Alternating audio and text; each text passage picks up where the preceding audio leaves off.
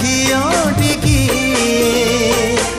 ପଦରେ ପାଉଁଜି କାନ୍ଧରେ ଆଉଜି ପଦରେ ପାଉଁଜି କାନ୍ଧରେ ଆଉଜି କଣେଇ କଣେଇ ଚାହେଁ।